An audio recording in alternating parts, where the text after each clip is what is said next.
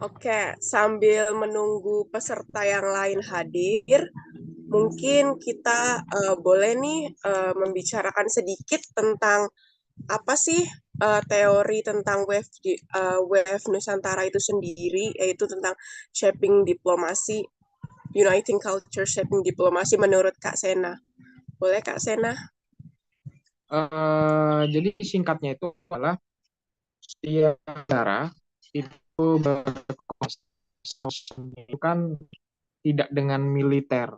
Kalau di zaman sekarang itu bersaingnya dia udah menggunakan yang namanya disebut sebagai soft diplomasi. Spesifiknya ada diplomasi publik, ada diplomasi cultural, ada diplomasi budaya, dan ada gastrodiplomasi. Nah, kalau misalkan di Korea, misalkan kita punya Korean Wave, misalkan ada India Wave dan yang lainnya. Nah, Indonesia ini sudah mulai mengarah kepada Nusantara Wave. Jadi intinya adalah kita ingin gambaran singkatnya adalah bagaimana Korea misalkan, Korea yang ada di Indonesia, boybandnya, K-popnya, ke makanannya dan lainnya itu ada di Indonesia. Nah, kita membayangkan bagaimana kebudayaan Indonesia itu dikenal di negara lain, ya kan? Jadi tidak hanya di Indonesia tapi di negara lain. Banyaklah aspek-aspeknya, misalkan ada wayang, ada misalkan batik, kalau misalkan makanan mungkin ada rendang dan ada lainnya gitu loh. Jadi ingin menyampaikan nilai-nilai Nusantara ke luar. Recording in progress.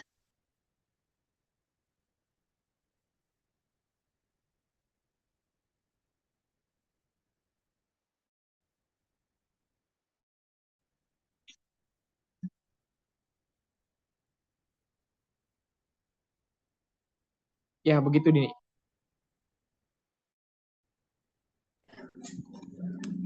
Sepertinya pesertanya masih banyak yang belum hadir ya Kak. Ya. Mhm.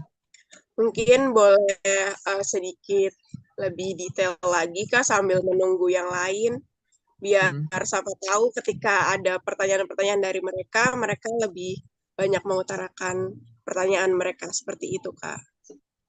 Ya, jadi memang saya yakin peserta akan bingung dengan Nusantara Wave. Kalau misalkan dicari di Google itu, Nusantara Wave itu belum ada bahas sama sekali. Waktu itu IPF pernah membahas tentang Nusantara Wave bersama Pak Umar Hadi, kemudian sama salah satu pengamat budaya atau budayawan. Kalau Pak Umar Hadi itu dia dubes Indonesia untuk Korea Selatan yang sekarang menjadi direktur Amerika Eropa di Kemenlu. Jadi memang Nusantara Wave ini belum pernah diadakan sebelumnya oleh beberapa instansi. Bahkan International Politik Forum ini adalah instansi pertama yang ingin menyuarakan tentang Nusantara Wave. Ini juga bersinergis dengan kebijakan Indonesia, khususnya Jokowi atau enggak nanti presiden yang kepilih nanti, yang mencanangkan tentang kebudayaan. Jadi intinya itu adalah gini, kita itu ingin menjadikan Nusantara ini sebagai produk ekspor gitu loh. Jadi kan globalisasi nih, singkatnya seperti globalisasi. Globalisasi ada pengaruh dari Asia, ada pengaruh dari Eropa, ada pengaruh dari Australia dan lainnya, tetapi kita harus memperkenalkan budaya ini gitu loh. Ada nilai ekspornya. Apa kaitannya dan atau kenapa signifikasinya kita membahas tentang Nusantara Wave? Ini ada kaitannya nanti dengan pariwisata. Jangka panjangnya juga nanti ada kaitannya dengan kemasukan negara atau pendapatan nasional. Ini pragmatisnya seperti ini, pendapatan negara. Tapi kalau idealisnya adalah nilai-nilai Indonesia leluhur yang Indonesia, mungkin mungkin kita mulai dari pertanyaan seperti apa ya? Apa sih di benak kalian mengenai Nusantara itu apa? Apa yang dikenal Indonesia ke luar negeri? Dan yang lainnya. Nah, itu yang akan diekspor ke luar negeri gitu loh. Ya kan, jadi nanti kita bayangkan misalkan kita ke luar negeri, entah ke Turki, entah ke Eropa, tiba-tiba di sana ada film-film tentang Indonesia, pakai bahasa Indonesia, pakai kebudayaan Indonesia dan lainnya. Nah, Nusantara Wave itu seperti itu, goalsnya seperti itu. Tapi kalau misalkan apa namanya, kepentingannya adalah tarikannya bisa pemasukan dalam negeri seperti itu. Belum on.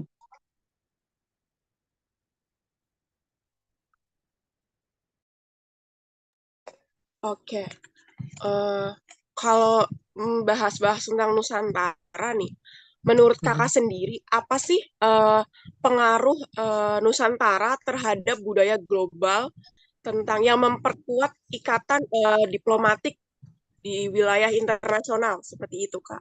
Bagaimana menurut Kakak sendiri? Ya, jadi budaya itu bisa dibilang kalau di dalam HI itu namanya diplomasi kebudayaan. Jadi semacam diplomasi kebudayaan itu adalah hubungan antar negara, komunikasi antar negara dengan menggunakan pendekatan budaya. Kalau prakteknya nih, kalau misalkan prakteknya setiap negara ada namanya student exchange, ya pertukaran antar pelajar. Pertukaran antar pelajar itu misalkan kalau antara Indonesia dengan misalkan dengan Amerika, pasti pertukaran pelajar ini tidak hanya tentang pendidikan, tapi tentang bagaimana mempelajari budaya antara budaya di Amerika dan budaya Indonesia. Ya kan, pertukaran pelajar. Kemudian kesempatan S1, S2, dan S3 di luar negeri. Sebenarnya itu secara tidak langsung kita tidak hanya kuliah sebenarnya, tapi kita juga belajar kebudayaan mereka. Gitu loh. Nah, kebudayaan ini kalau dalam praktek diplomasi itu bisa menguatkan hubungan antar negara, menguatkan hubungan antar negara ya. Jadi hubungan antar negara itu tidak hanya dengan hubungan ekonomi bilateral, perdagangan internasional, ada barang yang diekspor atau impor, tapi adanya juga budaya juga. Jadi pertukaran budaya. Misalkan kayak misalkan program Genesis kalau kalian tahu yang pertukaran pelajar antara Indonesia dan Jepang misalkan, ya kan? Itu tidak hanya sebagai pertukaran budaya apa namanya? Budaya antara budaya Jepang dan Indonesia, ya kan? Akan tetapi itu menguatkan hubungan diplomatik antara kedua negara bahwa hubungan politik antara kedua negara ini mengalami perbaikan. Jadi tadi kembali ke pertanyaan Dini, bagaimana penguatan secara kawasan misalkan atau enggak penguatan global sangat-sangat besar. Bahkan kalau pendekatan budaya itu pendekatan yang sangat soft dibandingkan pendekatannya secara militer misalkan. Memang suatu negara itu bisa saling menyatu ketika dia punya kerjasama ekonomi bersama, kerjasama militer bersama, tetapi kalau budaya itu ini karakteristiknya berbeda. Itu yang membuat hubungan antar negara semakin lama seperti itu. Oke, karena ini pesertanya sepertinya sudah mulai meningkat juga. Ada yang Ya. peserta dari yang nonton di YouTube juga ya Kak, karena kita juga Nah, live streaming di YouTube. Oke, lanjut saja. Kita mulai lebih lanjut mengenai materinya. ya. Tadi sudah mengenai wawasan internasional. Sekarang bagaimana sih kalau ke bagian yang medianya? Seperti sekarang kan ada apa namanya? Seperti pengaruh budaya di era digitalnya. Budaya internasional tapi di era digitalnya. Kalau untuk menurut Katena sendiri, ada nggak sih eh, pengaruh budaya di era digitalnya? Pengaruh diplomasi budaya di era Diplomasi. digital. Seperti itu, Kak. Oke. Nah, jadi kalau kita pahami yang namanya diplomasi itu kan artinya hubungan antar negara. Cuman sifatnya formal, ya sifatnya formal diplomasi setingkat pemerintahan misalkan antara duta besar, antara kepala negara, antara tingkat menteri. Tapi pada perkembangannya ada yang namanya diplomasi publik.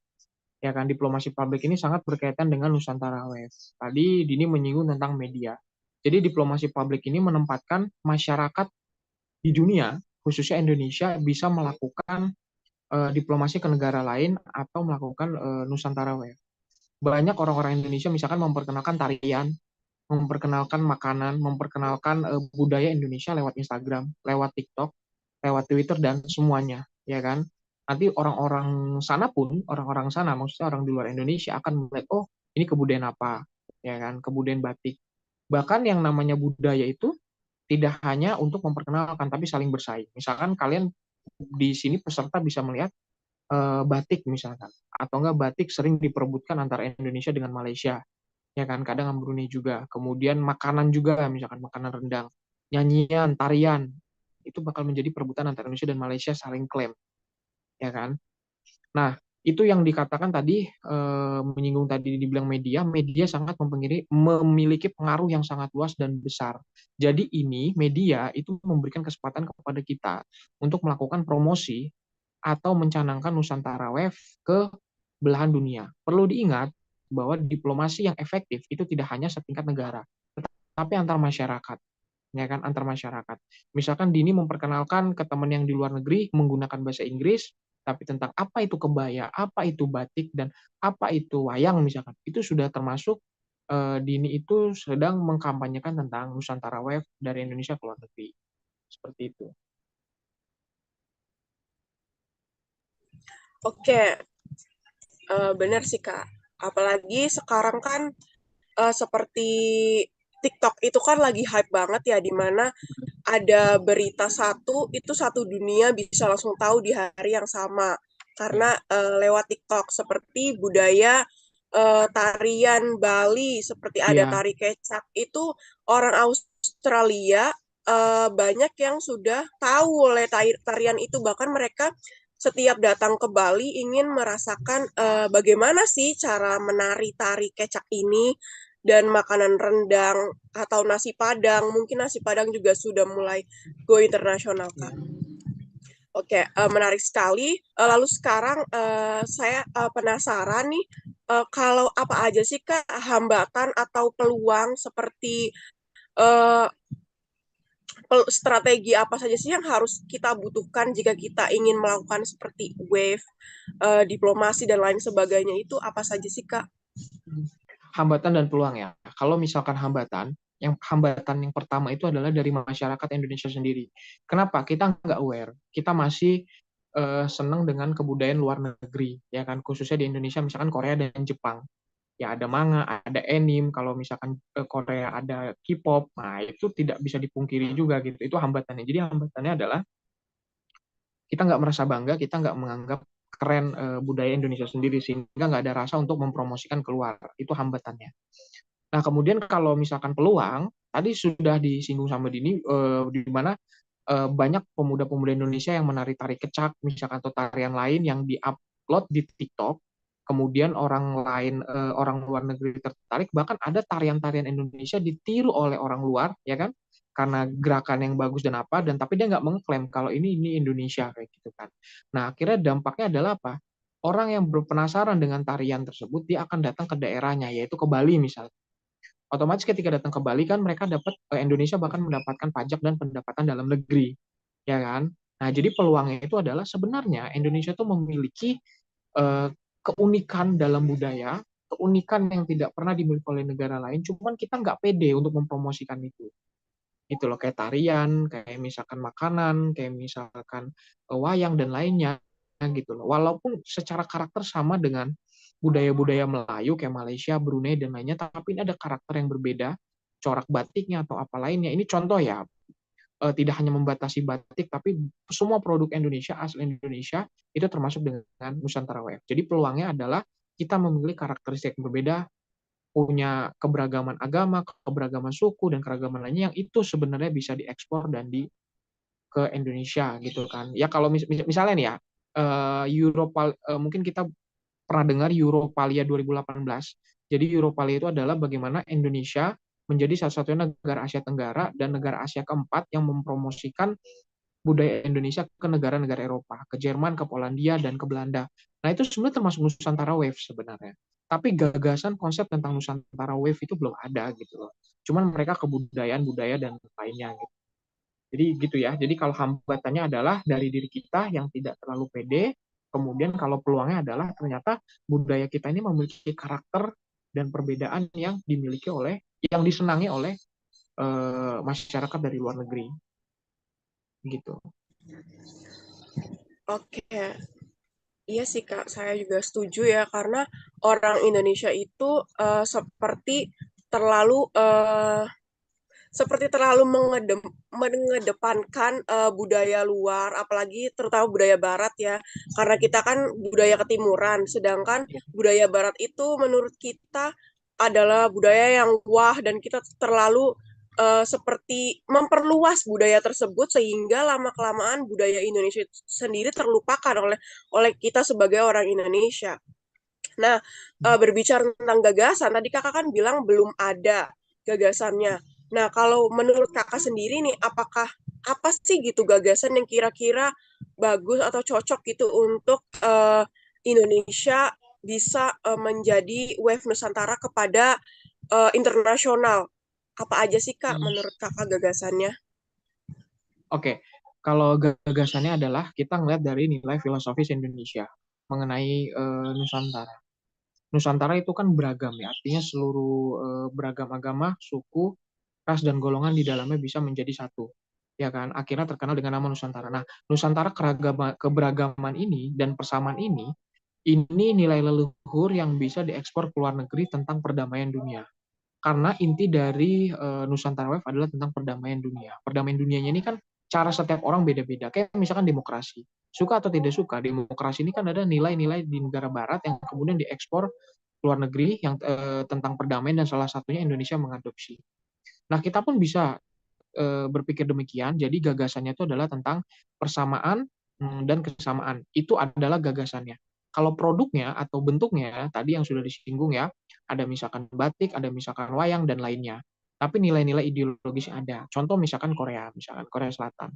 Dia tentang boy band, K-pop, terus kemudian dia memasukkan produk kecantikan dan yang lainnya. Dan itu sebenarnya menurut saya nilai-nilai yang ingin disampaikan kepada Korea Selatan ke kita adalah tentang kesempurnaan, tentang perbaikan sebenarnya. Kalau misalkan Jepang dia dari musiknya J-pop, dari anime dan lainnya itu menceritakan tentang apa namanya tentang perjuangan sebenarnya, ya kan itu film tentang perjuangan. Kalau Hindia Bollywood itu dia menceritakan tentang apa ya persamaan hak, persamaan HAM gitu loh. Jadi dalam wave itu ada Nusantara Wave dan yang lainnya itu ada pesan yang ingin disampaikan gitu loh. Ada pesan yang ingin disampaikan, ada sesuatu yang ingin disampaikan, yaitu adalah keberagaman dan kesetaraan dalam Nusantara Wave.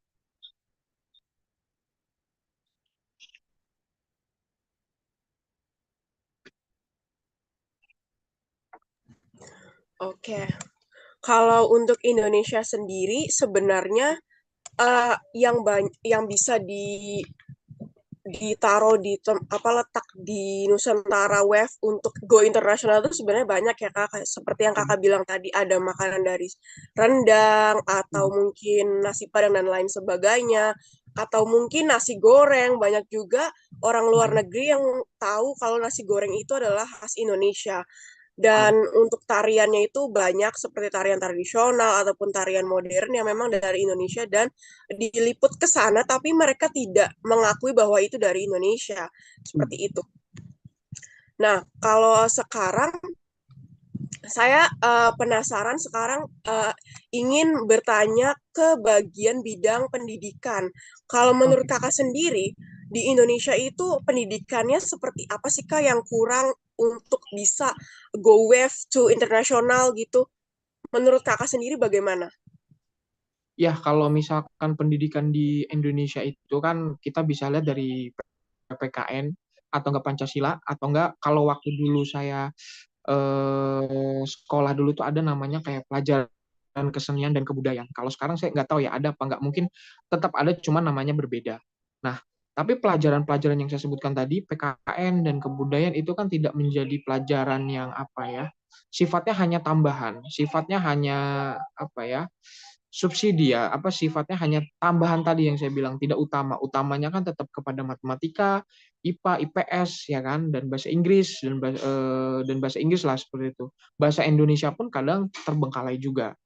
Jadi kaitannya dengan pendidikan ini menarik ya, kaitannya dengan pendidikan bahwa Indonesia itu tidak memperhatikan karakter ya. Jadi kita tidak pungkiri bahwa pendidikan di Indonesia itu lebih bersifat komersial. Maksudnya mempersiapkan bagaimana ketika lulus pendidikan dari SD, SMP, SMA sampai kuliah adalah mereka siap kerja, bukan mereka siap berkarakter. Berkarakter apa maksudnya? Berkarakter Indonesia. Indonesia apa maksudnya adalah yaitu Nusantara. Ya kan? Jadi kondisi Indonesia pendidikan seperti itu gitu loh. Jadi karakternya tidak ada tetapi difokuskan kepada komersial sesuai kebutuhan perusahaan. Begitu Dini.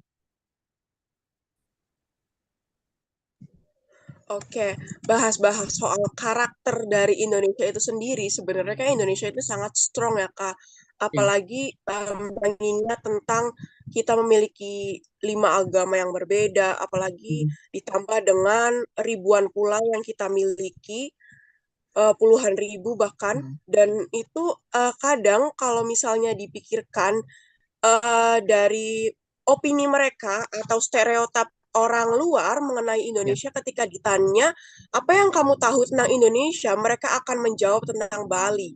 Bahkan Ya, beberapa dari mereka betul. itu bilang bahwa Indonesia itu is in Bali, padahal Bali is in Indonesia. Dan Ya itu benar benar benar. sebenarnya sebagai menjadi karakter yang kurang kuat untuk Indonesia sendiri. Mungkin lebih kuat. Kenapa Bali yang lebih famous? Karena mungkin Iya, banyak turis itu perginya ke sana ya Kak. Dan ditambah betul. lagi turis itu perginya ke sana dan di sana banyak pantai. Jadi mereka berpikir bahwa oh berarti Bali ini nama negaranya, sedangkan Indonesia itu nama kotanya. Nah itu menurut kakak itu bagaimana kak kalau untuk membahas tentang itu? Iya, jadi kalau misalkan orang pada kenalnya Bali ya, karena Bali itu ada sumber tertentu mengatakan bahwa pariwisata terbaik sedunia peringkat satu, ada yang menyatakan seperti itu karena pantainya.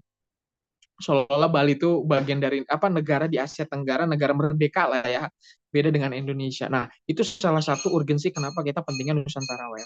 Mungkin menambahkan aja ya, selama saya pengalaman beberapa kesempatan keluar negeri, emang ada dua tempat yang dikenal oleh orang luar ketika saya keluar negeri itu. Yang pertama itu adalah Bali, yang kedua Aceh sebenarnya. Aceh itu untuk negara mayoritas Muslim seperti Turki atau enggak negara-negara Muslim lah yang mayoritas itu Kazakhstan dan lainnya, mereka tahu Aceh gitu loh. Aceh bahkan dibilang negara merdeka gitu kan, negara merdeka dan Bali mungkin penambahannya seperti itu. Nah itu urgensinya. Jadi urgensinya itu kita menyuarakan juga kalau nih Bali ini Indonesia juga gitu loh. Bali itu Indonesia juga. Walaupun sekarang, nah salah satu praktek Nusantara Wave adalah pemerintah Indonesia kan mulai memperkenalkan potensi-potensi lainnya ya, kayak di Labuan Bajo, ya kan, kemudian ada di Waikambas, kemudian ada di Bunaken. Jadi ingin memunculkan Bali-Bali lainnya. Sebenarnya itu adalah pengembangan pariwisata, tapi secara tidak langsung itu termasuk dalam Nusantara Wave. Artinya ingin mempromosikan bahwa Indonesia itu tidak hanya satu budaya yang ada di Bali. Saya tidak bermaksud rasis ya. Ketika orang luar ke Bali, yang dia pikirkan adalah oh jangan-jangan Indonesia agamanya hanya Hindu doang, agamanya hanya Buddha doang, karena di Bali doang kan gitu kan. Nah, makanya kalau Nusantara Wave ingin menunjukkan bahwa besar dari Nusantara Wave itu. Oke, benar sih kak, setuju banget. Dan sebenarnya kalau kita ibaratnya kayak mengesampingkan dulu Bali nih. Selain Hmm, Bali juga kan ada Lombok. Nah, iya benar nanti Lombok. beberapa dari mereka dan bahkan ini juga ada kenal beberapa mereka dari luar itu mereka bilang Lombok itu tetap Bali.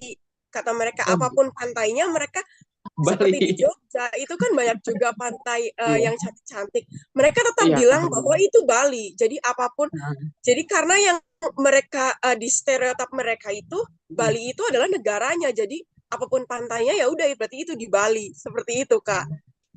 Iya. Makanya Dini menyinggung ini agar dapat apa nih gitu opini Kasena sendiri mengenai ini seperti itu. Nah, untuk selanjutnya uh, ini Dini boleh sapa-sapa peserta ya, barangkali kalian yang memiliki pertanyaan nih sejauh ini karena materinya juga sangat menarik, bisa kalian raise hand atau angkat tangan, atau bisa kalian langsung tulis di kolom chat aja ya, nanti akan dipilih pertanyaannya. Oke, kita lanjut ya Kak, mengenai tadi pendidikan udah, media sudah. Sekarang lebih untuk lebih jauh mengenai budaya, apa sih kira-kira selain Bali, menurut Kakak, kota apa sih di Indonesia yang dikiranya tuh sampai saat ini tuh sudah sejauh cukup untuk wave to the international? Menurut Kakak, apa sih?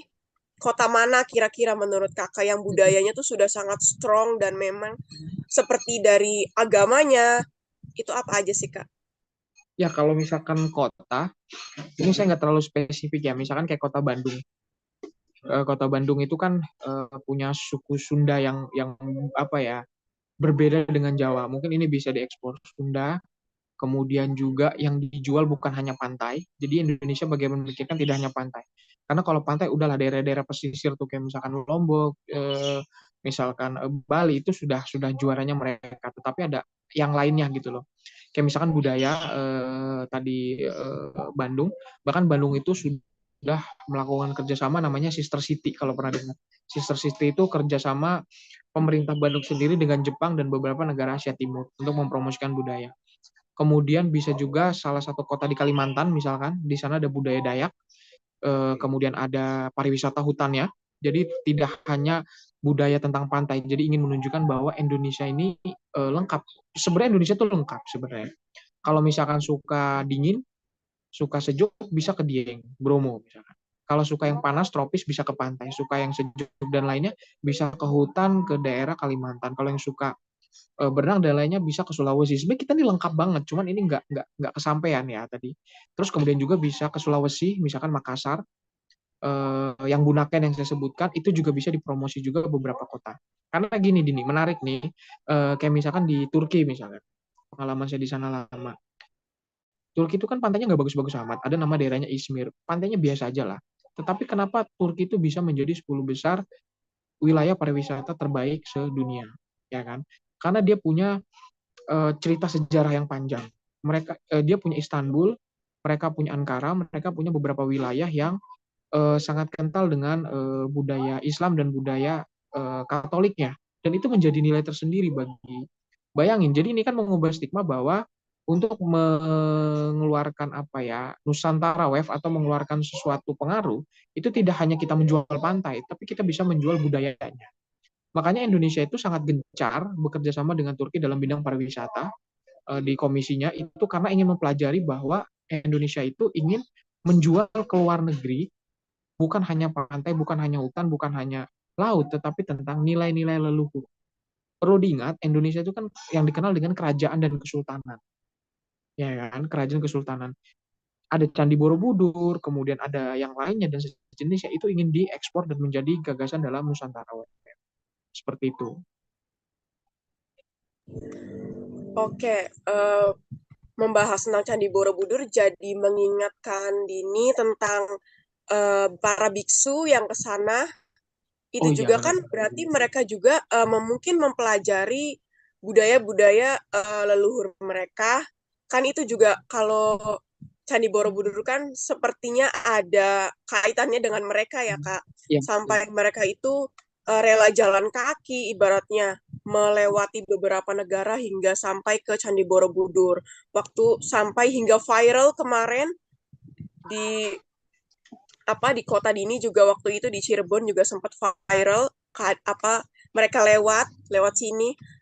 Oke, untuk kan kakak tadi bilang sempat tinggal lama di Turki. Nah, ini membuat Dini penasaran nih. Pasti kakak ada dong culture shock di sana, mengingat walaupun Hmm.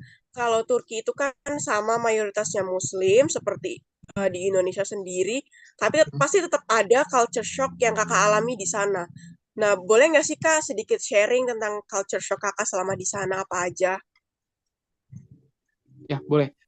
Jadi setiap setiap negara yang saya singgahi, Pak, saya pernah di sana gitu, bahasa itu mengalami culture shock yang berbeda. Cuman kalau di Turki itu nggak penyesuaiannya kalau secara kultur hampir sama. Benar tadi Dini bilang mayoritas Muslim. Kemudian mungkin penyesuaiannya adalah kepada apa ya makanan. Makanannya sama sih, kayak ada nasi, ada daging, cuman bumbunya beda. Kemudian penyesuaian kepada suhu musim, karena di sana 4 musim, di kita 2 musim doang. Kemudian juga ya dua itu secara keseluruhan hampir sama. Secara keseluruhan sama. Budayanya sama, semuanya sama, cuman bedanya adalah kalau di Indonesia tuh lebih merasa keberagamannya. Dalam keberagamannya itu sama. Kalau di sana kan mayoritasnya walaupun Muslim tapi minoritasnya itu benar-benar nggak nampak gitu loh, benar-benar nggak nampak. Kalau di kita itu nampak banget gitu. Tetangga kita aja udah beda suku, beda agama. Kemudian kalau mereka sukunya kan hampir sama gitu. Jadi ketika di Indonesia beragam, kemudian tinggal di negara yang nggak katakan nggak terlalu beragam lah, Turki katakan nggak terlalu beragam, ya kaget aja biasa berbeda kok ini sama semua seperti itu ya. Jadi mereka juga kadang ada yang menanyakan tentang budaya Indonesia seperti apa. Kemudian mereka juga ada menanyakan, bisa nggak kenalin kita makanan yang menarik, makanan yang beda. Kalau di KBRI sana sama Konjen, Konsulat Jenderal di sana, di Ankara itu sama di Istanbul, mereka menyediakan makanan-makanan asli Indonesia. Nah, sebenarnya makanan asli Indonesia yang di sana itu, pernah saya membawa orang Turki asli ke sana, yang mereka merasakan rendang, padang, lontong sayur, dan Dan sampai antangin sekalipun, antangin tolak angin itu mereka pertama kali nyoba ternyata enak untuk angkatin badan. Karena apa? Sebenarnya itu secara tidak langsung kan apa namanya Nusantara Wave juga sebenarnya ya, dari kecil makanan itu. Kemudian di sana juga ada, aduh saya lupa ya, ada nama restoran-restoran Indonesia apa restoran Melayu gitu, itu khusus-khusus makanan-makanan Melayu atau enggak makanan-makanan Indonesia dan cita rasanya sama. Nah itu bisa juga disebut sebagai Nusantara Wave juga. Kemudian ada rumah budaya Indonesia. Di Perancis ada, di Turki ada, di beberapa negara ada rumah budaya Indonesia, itu termasuk Nusantara Wave juga. Jadi sebenarnya mungkin tadi kaitannya dengan Turki dan beberapa studi kasus, misalkan dikaitkan dengan Nusantara Wave, sebenarnya Nusantara Wave secara praktis, secara mekanisme, secara pergerakan itu sudah jalan sebenarnya, sudah jalan. Ada yang kemudian, tetapi nggak ke arah mau satu tema besar apa yang diangkat, mau satu tema apa yang mau disampaikan kepada masyarakat luar negeri, dan ini secara bersama-sama perwakilan-perwakilan budaya di negara-negara itu mengatakan ini namanya Nusantara Wave. Seperti itu. Nah, itu yang belum ada, tetapi gerakannya, pelaksanaannya itu sudah ada. Seperti itu. Oke. Berarti culture shock-nya tidak terlalu membuat shock ya Kak, karena masih Iya, bisa diadaptasikan ya. bisa. Mengingat lagi karena memang sesama mayoritasnya Muslim dan kita Mm-mm. kita pun Muslim, jadi mungkin tidak ada yang membuat kita terlalu shock gitu. Ya, Hanya saja musimnya itu berbeda ya Kak. musimnya berbeda. Oke, untuk Nusantara Wave sendiri nih Kak, menurut Kakak negara mana sih yang kira-kira cocok untuk Indonesia tuh meletakkan Nusantara Wave ke sana, tapi Mm-mm. sampai detik ini itu belum juga dilaksanakan. Menurut Kakak, mengingatkan tadi Kakak bilang Nusantara Wave itu sebenarnya dari segi kecil-kecil pun ibaratnya kayak perintilan-perintilan budaya Indonesia tuh udah masuk ke sana seperti produk Ya. makanan sampai tolak angin pun ke Mm. sana, tapi kira-kira negara mana nih yang kira-kira belum disentuh tapi sangat ingin Mm-mm. seperti itu Kak? Oke, mungkin beberapa negara Amerika Latin ya. Waktu itu saya pernah beberapa Amerika negara Latin, saya pernah berdiskusi sama Budina, itu duta besar Indonesia untuk, saya lupa ya, pokoknya salah satu negara Amerika Latin, Ekuador, duta besar untuk Ekuador. Jadi di sana itu sebenarnya mereka tertarik dengan kebudayaan Indonesia, cuman belum ada yang mempromosikan di sana. Belum ada NGO atau lembaga yang mempromosikan ke sana karena akses dan lainnya. Mungkin kayak Argentina, kayak Brasil dan yang lainnya pun sama gitu loh. Kalau misalkan kayak Brazil, yang terkenal itu kan kopi Indonesia ke sana, ya kan, kopi dan tembakaunya sudah ke sana, rokok juga sudah ke sana. Tetapi tadi yang saya bilang, Nusantara Wave tidak hanya terjebak kepada sesuatu yang materi, tapi sesuatu yang nilai-nilai aja, nilai gitu. Maksudnya nilai itu artinya kita punya perbedaan, kita punya persamaan, nilai leluhur kita yang akan dipromosikan ke luar negeri. Nah, itu nilai dari Nusantara Wave. Nah, tapi sebagian besar Amerika Latin dan Afrika. Kalau Afrika ini mungkin asumsi saya adalah kenapa sulit mempromosikan karena situasi di sana terbilang tidak aman. Kecuali Mesir ya, kecuali Afrika Selatan terbilang aman. Di Afrika Selatan itu budaya Indonesia jauh lebih dikenal sebenarnya dibandingkan negara lain dari segi bahasa dan lainnya. Karena mungkin di sana ada mereka tahu siapa itu Soekarno, ya kan? Jadi mereka tahu yang namanya sejarah Indonesia seperti ini, kebudayaannya seperti ini, ya kan? Tetapi yang masih proses itu adalah negara-negara Amerika Latin, tadi salah satunya adalah Ekuador. Nah, informasi saja di beberapa negara itu Indomie ada di sana, di Indomart, Alfamart itu ada. Saya waktu itu ke Korea Selatan, ke Uni Emirat, ke Turki waktu itu ada Indomie, namanya Indomie. Indomie bahasanya cuma disesuaikan sama bahasa mereka, Hmm. tapi di belakangnya made in Indomie, made in Indonesia. Bahkan waktu saya Hmm. di Korea Selatan dan di Turki misalnya, mereka kekeh bahwa Indomie itu buatan mereka. Memang pabriknya pabrik di sana, bumbunya racikannya kita, buatan mereka. Maksudnya, ini buatan Turki, ini buatan Korea Selatan, ini apa? Saya bilang, coba kamu lihat di belakang. Dilihat ya, di belakangnya made in Indonesia. Mereka kaget, ternyata Indomie itu Indonesia. Coba bayangin. Sampai saya juga jelasin, Indomie itu adalah Indonesia mie. Mie-nya Indonesia. Oh, Indomie itu Indonesia mie. Nah, sebenarnya itu bagian kecil dari Nusantara Waves. Sebenarnya kecil. Tapi memang bumbunya rasanya agak ambar memang, agak ambar, nggak kayak sekuat bumbunya di Indonesia beda banget. Mungkin dikurangin bumbunya, micinya atau sebagainya. Tapi itu contoh kecil misalkan. Nah, kemudian kayak misalkan rendang. Rendang orang luar taunya adalah ini buatan Malaysia, padahal buatan Indonesia. Ya kan, ini yang harus dikonfirmasi, diklarifikasi bahwa ini milik kita, ini Nusantara WF. Seperti itu loh. Kayak misalkan kalau di Indonesia itu apa sih makanan khas Korea misalkan, mie-nya apa ya? Mie bulgogi lah misalkan. Nggak akan ada yang ngeklaim mie bulgogi itu buatan Cina, nggak akan. Dia tahu ini pasti punya Korea kan gitu kan. Nggak akan diklaim Malaysia, nggak akan diklaim yang lainnya. Nah, itulah Nusantara Wave targetnya supaya budaya kita tetap terjaga dan kita bisa mengatakan bahwa ini punya Indonesia gitu. Oke, setuju banget sih Kak, apalagi membahas Indomie itu bahkan di YouTube aja banyak YouTuber-YouTuber atau artis yang memperkenalkan Indomie itu ke orang luar dan melihat ekspresi mereka tuh bagaimana saat memakan mie, dan memang Ya, kebanyakan dari mereka tidak menyangka bahwa mie tersebut berasal dari Indonesia. Seperti benar-benar. padahal namanya sudah jelas Indomie, Iya. Indonesian mie, mungkin seperti itu.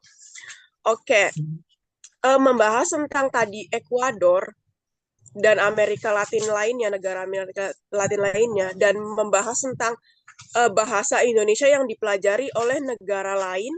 Jadi mengingatkan Dini tentang beberapa bulan kemarin, Dini sempat bertemu dengan volunteer dari Prancis di Ya. kampus.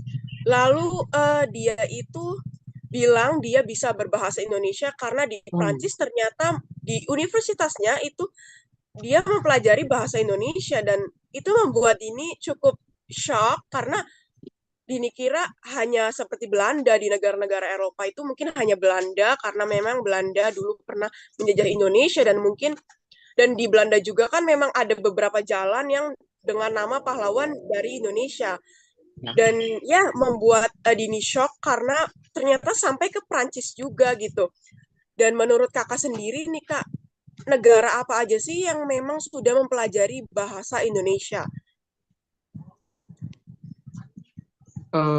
Kalau setahu saya ada beberapa negara yang melakukan kerjasama seperti itu. Tapi dampaknya adalah mereka juga eh, mengharuskan kita belajar bahasa mereka. Kayak misalkan setahu saya, kayak misalkan di UI misalkan. Ada sastra Cina, ada sastra Prancis, ada sastra Belanda, ada Rusia kan. Nah, negara-negara ini biasanya di negara sananya itu ada bahasa Indonesia. Kayak misalkan di Korea Selatan, S1-nya itu ada bahasa Indonesia gitu loh. Bahasa Indonesia. Jadi bisa dibilang, oh ada yang rasain nanti nih ya, ada yang rasain apa namanya? Memang itu salah satu bentuk pertukaran budaya dalam kacamata eh, apa namanya Nusantara Web. Jadi kalau Perancis ada bahasa Indonesia jelas di sana ada namanya lembaga Rumah Budaya Indonesia, itu sangat besar Rumah Budaya Indonesia. Dia tidak hanya memantau bahasa Indonesia bahkan bahasa Indonesia menjadi jurusan di sana ya, bahasa Indonesia menjadi jurusan, tetapi mereka juga menampilkan budaya-budaya tarian yang mereka itu mendapatkan wewenang dari pemerintah Prancis untuk menampilkan budayanya di jalan-jalan. Jadi kayak misalkan di jalan di tempat yang diizinkan oleh pengamanan sana, mereka tari topeng, mereka tari kecak, mereka tarian Betawi dan lainnya itu mereka sudah dapat tempat Prancis di sana. Kalau di Indonesia ada IFI, aku nggak tahu tuh kepanjangannya apa itu budaya khususnya. Nah kalau misalkan di Rusia itu ada namanya Studi Ilmu Nusantara. Di Rusia ada Studi Ilmu Nusantara. Waktu itu yang mendirikan Pak Wahid Supriyadi yang kemarin kita baru ketemu. Studi Nusantara itu tentang Nusantara, ilmu Nusantara yang ada di Indonesia yang dipelajari di Rusia. Seperti itu. Oke, ini sebelum lanjut lagi, ada Kak Labib Syarif yang raise hand. Apakah ada pertanyaan, Kak? Bisa mungkin ditulis di kolom chat mungkin, atau mau Langsung aja. langsung ini Ya, terserah Kak April, Kak Sena langsung mau aja. langsung. Oke, Ngomong oke. langsung nggak apa-apa. Kalau mau ngomong Oke, langsung nggak apa-apa. oke, Oke, silakan. pertama terima kasih kepada IPF atas materinya yang begitu menarik karena ke Nusantara Wave juga ini ide yang sangat bagus bagi Indonesia di kancah internasional.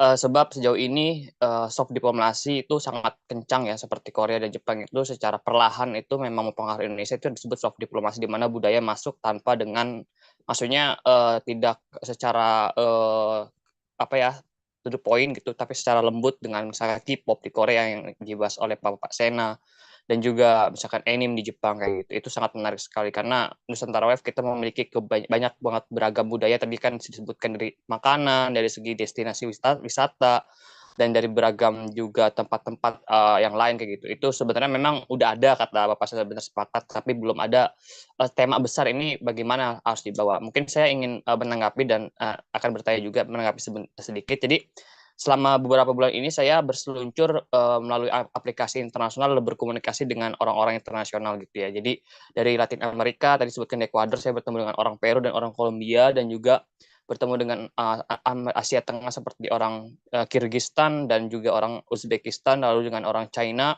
orang Jepang juga, terus Turki juga. Dan intinya saya yang ingin omongkan adalah hampir mayoritas dari mereka secara, kan ada J2G kan, seperti Bapak Senap katakan, negara yang mempelajari Indonesia gitu, bahasa Indonesia itu J2G, tapi secara society to society, masyarakat ketika saya berkomunikasi dengan mereka tuh hampir mungkin 80% nggak tahu Indonesia gitu, terutama Amerika Latin gitu. Jadi mereka hampir semuanya nggak tahu, kecuali negara-negara Islam seperti Pakistan dan Cina kayak gitu ya, maksudnya negara Islam yang di Asia Selatan kayak gitu, dan Turki juga. Nah, jadi saya ingin menanggapi dulu sebentar. Intinya adalah bahwasanya memang bagus sih peran pemerintah telah melakukan kerjasama dalam hal ini budaya untuk tadi kan yang Bapak saya sebutkan, di Rusia ada, di Perancis itu ada kayak gitu. Nah, dan yang saya sayangkan sih memang kebanyakan yang tahu Bali sih. Emang Bali yang paling banyak, bahkan Bali dianggap negara dan Indonesia adalah provinsinya. Itu yang sangat disayangkan, dan sebenarnya masih banyak tempat wisata yang lain kayak gitu. Nah, untuk di Cina sendiri, yang saya tahu ada di salah satu provinsi di Cina, namanya di Jilin itu.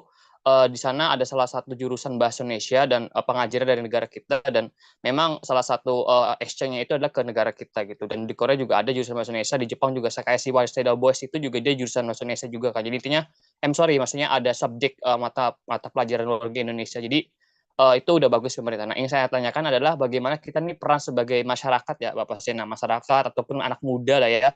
Kan saya bilang ya, saya udah ngobrol beberapa negara, dan 80% tuh, 70% tuh nggak ada yang tahu Indonesia. Saya harus jelaskan dulu Indonesia di mana geografinya gitu. Indonesia itu apa budayanya, saya harus kenalin ke orang Peru, ke orang misalkan orang Kyrgyzstan gitu, orang dan sebagainya kayak gitu. Nah, kan itu udah G7 dijelas lah ya. Nah, itu temanya bagus Nusantara. Saya berharap sih Indonesia ke depan seperti Korea atau Jepang, yang ataupun India Bollywood-nya, ataupun Amerika dengan Hollywood-nya, itu apapun itu yang secara general itu bisa menggabungkan destinasi wisata, makanan, dan itu kita bersinergi dengan pemerintah agar negara lain itu tahu, oh iya ini tuh value-nya tuh misalkan kayak bulgogi Korea loh, Indomie ini Korea, oh ini budaya Indonesia tuh ramah loh. Jadi udah di mindset mereka itu besar gitu. Nah, jadi kita sebagai support system bagi masyarakat anak muda ini bagaimana Bapak Sena? Ya itu cukup dari saya. Terima kasih atas kesempatannya Bapak Sena dan juga moderator ya.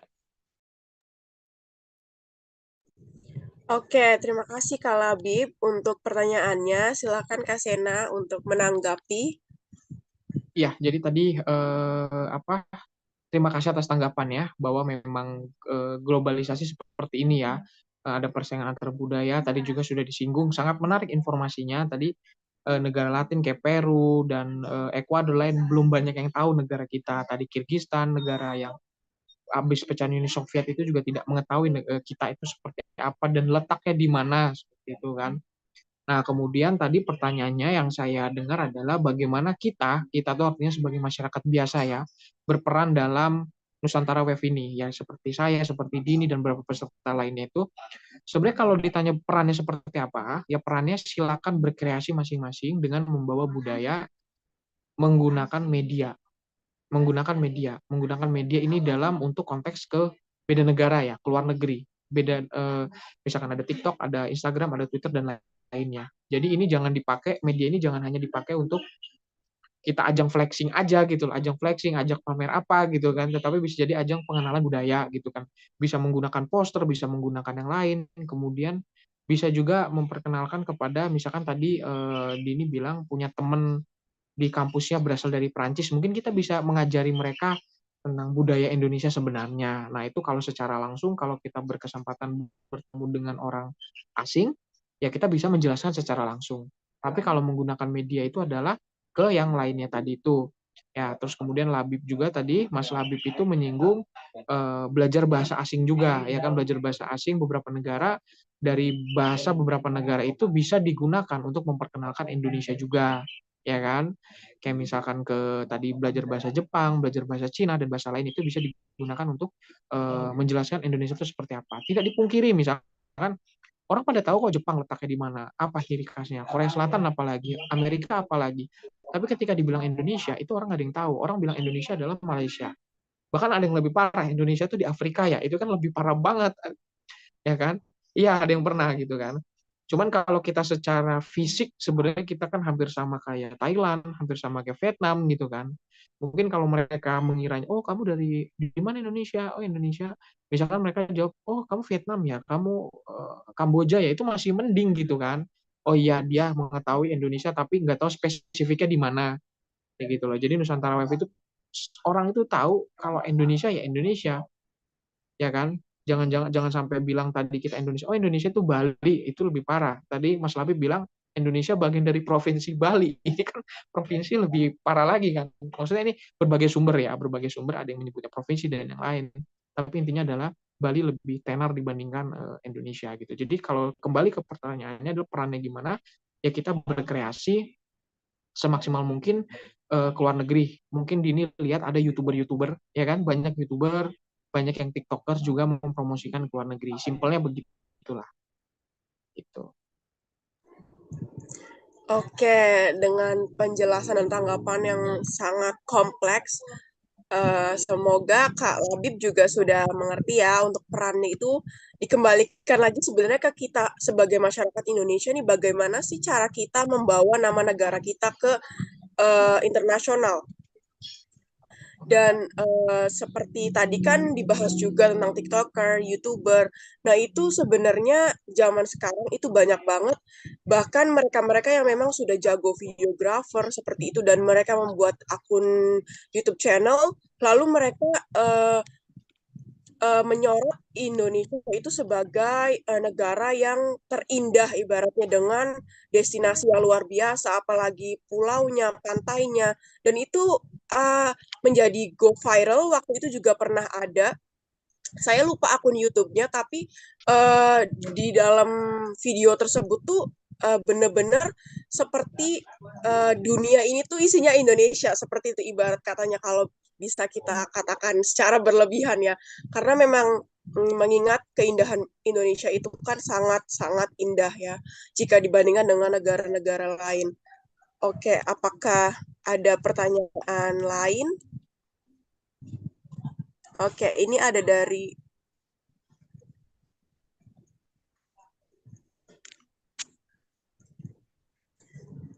Oke, silakan dikasih waktu. Apakah ada yang ingin bertanya? Boleh raise hand atau boleh ketik di komen.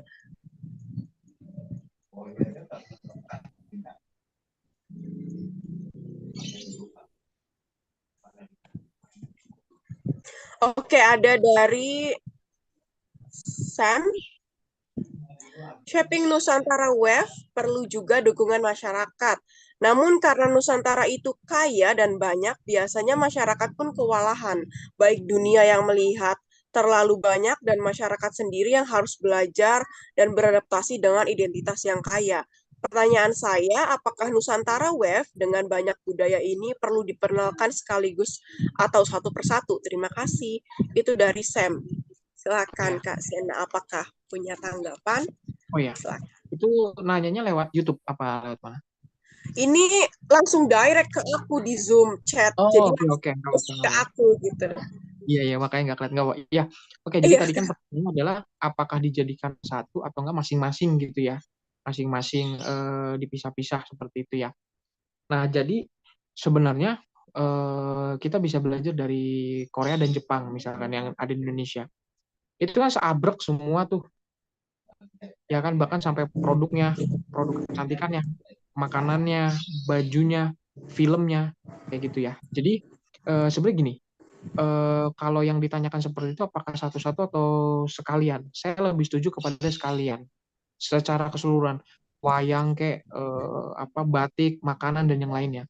Tetapi pertanyaannya adalah bagaimana tahapannya seperti itu ya. Bagaimana tahapannya kalau langsung semua kan kaget juga orang kan.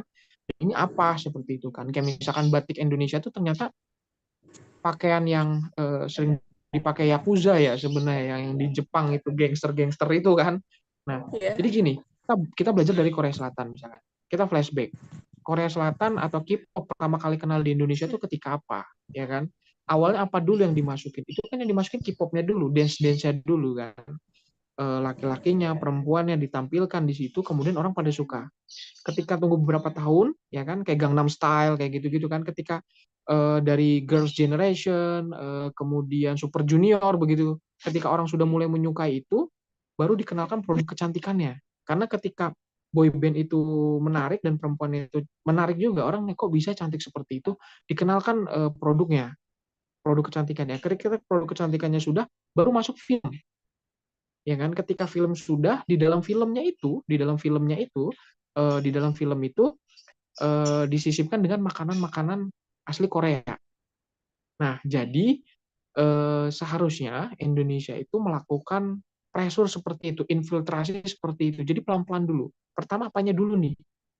Apakah filmnya dulu, ya kan? Apakah makanannya dulu? Apakah pakaiannya dulu? Apakah apanya dulu gitu loh, ya kan? Jadi ada tahapan-tahapan, nggak langsung semua diekspor. Kalau kita lihat di lapangan sekarang, Indonesia itu dikenal sekarang sebagian besar lebih apa? Makanannya. Tadi saya sebut ada Indomie, kemudian juga rokok. Rokok Indonesia juga sudah terkenal ya, tembakaunya. Kemudian kopi juga sudah terkenal. Nah, ini sudah tiga ini. Jadi Indonesia bisa dilihat masuk makanannya dulu dan minumannya dulu. Ya, jadi makanan minumannya dulu. Jadi ini bukan masalah seabrek sekalian atau enggak, tetapi tahapannya dulu. Nanti habis makanannya, kemudian bisa tarian-tariannya, kemudian nanti bisa filmnya, kemudian nanti bisa produknya, dan yang terakhir goalsnya adalah pariwisata. Dengan harapan mereka akan datang. Suka atau tidak suka, kenapa orang Indonesia sering datang ke Korea Selatan? Karena dia kepo dengan keindahan-keindahan yang ditampilkan di film-film. Di Namsan Tower, di Gangnam Street, kemudian di Busan, kayak film Train to Busan. Orang penasaran Busan itu apa gitu. Apa benar ada zombie kan seperti itu kan. Nah, harapannya seperti itu gitu. Oke. Sangat detail ya Kak. Dan untuk Kak Sam, semoga tadi jawabannya sudah cukup untuk menjawab pertanyaan dari Kakak. Mengingat memang kan Indonesia ini banyak budaya yang memang harus kita pelajari dan kita perkenalkan ke dunia luar. Tapi kalau kita jabarkan satu persatu itu akan sangat menguras tenaga ya Kak dan menguras waktu juga. Jadi kita harus perkenalkan secara keseluruhan tapi bertahap seperti yang Kakak Sena tadi jelaskan. Oke, ada lagi pertanyaan dari Sri Wartini. Oke, apakah selama ini dengan adanya diplomasi budaya memberikan kontribusi pada pertumbuhan ekonomi Indonesia dan mencegah terjadinya klaim budaya oleh negara lain? Terima kasih. Oke, bagaimana nih Kak tanggapannya? Oke, yang pertama klaim. Tadi kita sudah singgung ya tadi diskusi bahwa memang saingan kita itu adalah negara Melayu ya, Malaysia dan negara Brunei dan negara lainnya tentang makanan, misalkan rendang aja ribut, batik ribut, kemudian wayang juga ribut. Nah, kita semakin memperkenalkan budaya seperti itu akan menghindari dari klaim masyarakat luar. Karena yang namanya klaim itu kan dia tentang pengakuan ya. Ketika semakin negara luar mengakui kalau suatu produk ini punya Indonesia, maka negara lain tidak bisa ngeklaim, ya kan, nggak bisa mengklaim. Kayak misalkan produk yang dihasilkan oleh suatu teknologi misalkan, itu kan nggak bisa diklaim juga. Jadi benar yang namanya Nusantara Wave itu salah satunya ya, bukan satu-satunya. Salah satu tujuannya adalah untuk menghilangkan klaim orang lain. Jadi seolah-olah produk kita ini original kita, originalitas kita ya, milik kita sendiri. Kemudian bagaimana dengan pertumbuhan? Nah, goalsnya dari Nusantara itu adalah pariwisata, ya kan? Sekarang gini deh, kenapa orang itu pada datang ke Bali? Karena mereka yang pernah ke Bali mempromosikan keluar bahwa Bali itu indah, Bali itu alamnya bagus dan kebudayaannya bagus. Emang unik, kalau di Bali itu unik. Nah, kemudian inilah yang menjadi mereka pada datang. Nah, itu kan dari publik. Bagaimana kalau Nusantara Wave ini mempromosikan tentang budaya ke Indonesia? Ketika mereka datang berbondong-bondong ke Indonesia, apa yang terjadi? Pendapatan warga sekitar meningkat, perhotelan, transportasi, itu nanti akan ke pendapatan per kapita yang mempengaruhi pertumbuhan Indonesia. Jasa pesawat, kemudian pajak, devisa, kemudian naik. Jadi yang namanya pertumbuhan ekonomi ini adalah tahap akhir. Jadi akhir dari tujuan Nusantara Wave itu adalah peningkatan ekonomi pertumbuhan. Yang tadi yang saya bilang, kenapa orang pada datangnya ke Korea Selatan, Namsan Tower, kemudian Busan atau yang lain? Karena mereka ngeliat film menarik ya baru ke sana. Seperti itu. Ya, jadi benar pertumbuhan ekonomi dan klaim. Oke, menurut saya itu sudah cukup sangat menjelaskan untuk pertanyaan dari Kak Sri Wartini. Untuk apakah ada pertanyaan lagi?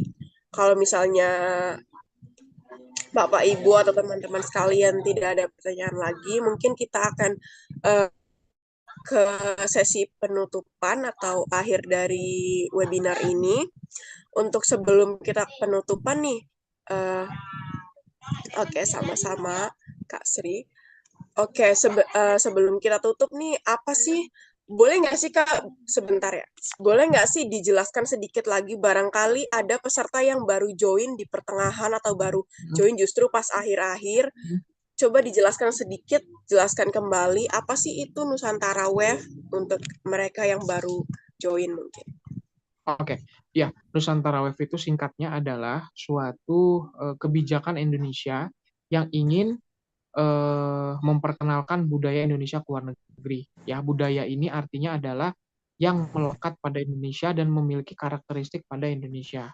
Seperti tadi wayang, ada misalkan makanan. Jadi yang namanya budaya ini tidak hanya pakaian saja ya. Pakaian, gagasan, kemudian makanan dan lainnya. Jadi yang memiliki karakteristik Indonesia diekspor ke luar negeri sehingga masyarakat luar memperkenalkan, oh ini milik Indonesia, yang nanti tujuannya adalah bisa menghilangkan klaim, bisa meningkatkan pertumbuhan ekonomi, dan bisa melakukan pertukaran budaya, dan yang terakhir adalah menguatkan hubungan politik antar negara. Seperti itu. Oke, sangat hari ini untuk webinar kali ini benar-benar sangat menarik ya materinya Kak. Dan sebelum kita tutup lagi nih, saya ada pertanyaan dari Didi sendiri kali ini.